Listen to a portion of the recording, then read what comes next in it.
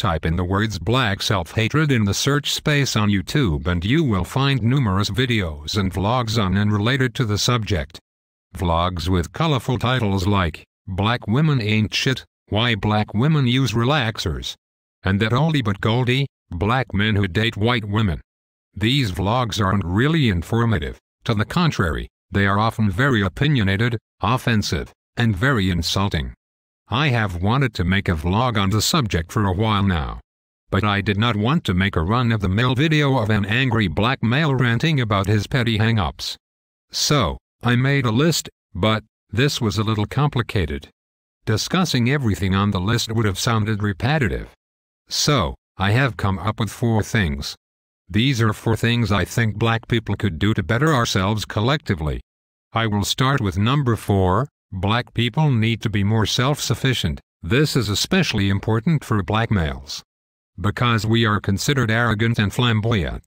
This stereotype comes from the fact that many black men boast about money and love to show off their material possessions. Even though many have preconceived notions about us, some black men still play into this stereotype by thumbing their noses at others they consider beneath them. Which is ironic because many of these same black men will not hesitate to take advantage of someone else's kindness. Even though many would not lift a finger to help someone in need, they would expect the very same person to assist them. Some black guys suit feel entitled to what others have. The best example I can give of this is something that happened to a friend of mine who drives a taxi. A few weeks ago this area was hit with torrential rains, leaving many parts flooded, resulting in many cars stalling out. My friend says that on this day while on duty, he was approached or hailed at least 3 times in the span of an hour for financial assistance. There he was, out to make money, but instead, being asked for discounts, free rides and cash. First, 2 men flagged him down. One had a gas can. This man claimed that they had walked for miles to reach a gas station. They wanted a ride back to the car which had stopped on the interstate. But there was only one problem: neither had any money. So he told the driver that if he gave them a ride, he could go to their jobs the next day and collect the cash for the trip. To the disappointment of the 2 men, my cab driver friend declined the offer, for 2 reasons. 1. These men, like most people, failed to realize that to a cab driver, time is money. The more time a driver spends giving free rides, the less time a driver has to pick up potential fares that do have money. And number 2, neither of the men really knew what was wrong with the vehicle. Sure, it may have run out of gas, but what if they got back to the car, put gas in it and it still did not start? Then, the driver would have been expected to do more, wasting even more of his time. Once he declined, the men became dismissive and disgruntled. The man who did most of the talking said, "Have a blessed day," and stormed off. My friend thought those words were a guilting tactic. Something Christians use as a way of saying, "I hope God don't oppose.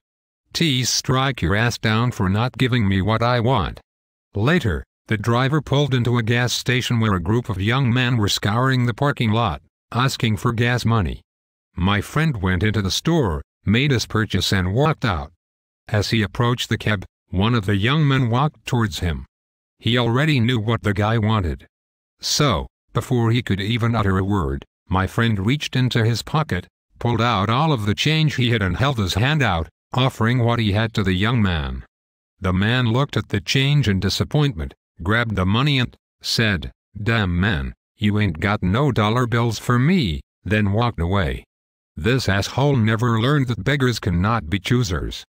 Then, he was approached by a man he said was a regular customer.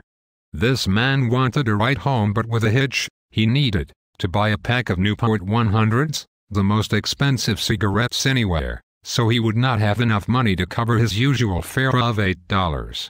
So he wanted this driver to take him home for only $3. My friend says that oftentimes where we live, many black people make the mistake of thinking that just riding in a cab is sufficient enough and the driver should be happy for the business from those passengers. Not knowing that many non-black customers pay their fare, expect no breaks or discounts and tip, many times well over 15 to 20%.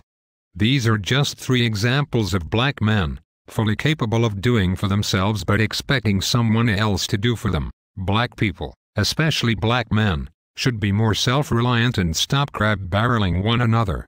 One can only take pride in what they have, when their own hard work and that alone produces the fruits of his or her labor. Moving on to number 3, common courtesy. Have you ever been stuck in a line because the person at the front was holding everyone else up? How many times have you been in a restaurant and seen a person being rude or obnoxious to their server? Many people make the mistake of expecting excellent service simply because they are paying customers. In a perfect world, that may be true. But many times, the quality of the service we receive often depends on the customer's overall attitude toward the server and the gratuity left at the end of the service.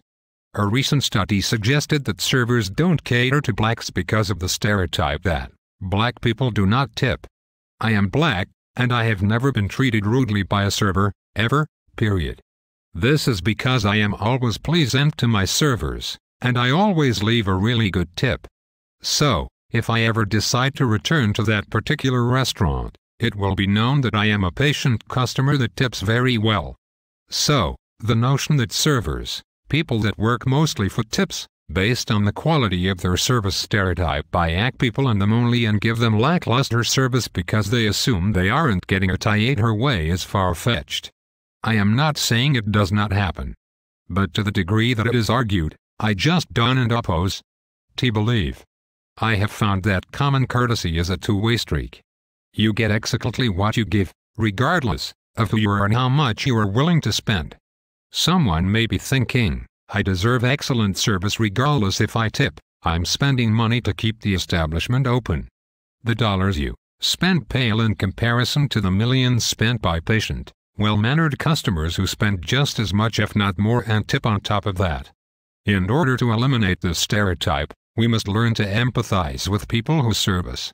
Number 2, black people need to stop being so judgmental. There is a difference between constructive criticism, saying something like, I don't think that shirt matches those pants, and passing judgment, saying something like, she hates herself, that is why she puts relaxers in her hair and wears hair weaves. Much has been made of black women and hair care products. That the money being spent on their hair accounts for billions of dollars being built out of the black community.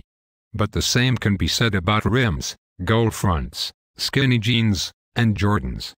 So, the black woman can clog her arteries eating fatty, carb-filled macaroni and cheese. She can drench greasy food in sodium-laden hot sauce, putting her on the road to diabetes and heart disease, and no one says shit. But the second the black woman does something to accentuate her look so she can feel good about herself, she is demonized and everyone wants to get pro-black, and all go back to Africa on her.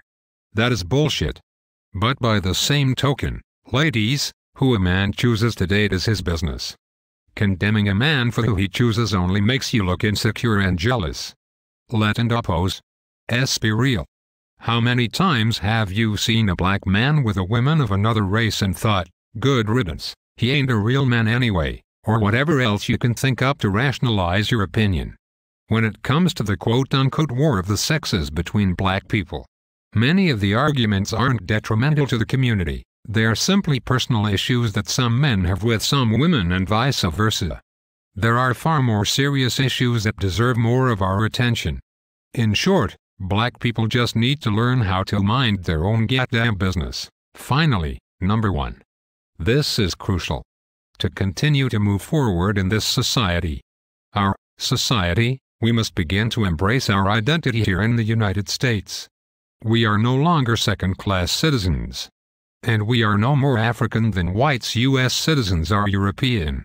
We have a rich culture here and I think we should all learn to not only embrace it, but protect it from those who seek to erase the black influence from the accomplishments that many African Americans have made and so many have died for. I once read a news article where a man said that Jimi Hendrix's music was beyond color. While I agree that his music transcends race, statements like this only downplay the role black culture plays in American society. It has gotten to the point where African Americans who have parents of two different races emphatically state that they are not just black. If and when we hear ignorance like this, we should speak up, to start a mature dialogue on the issue of race. Thank you for listening.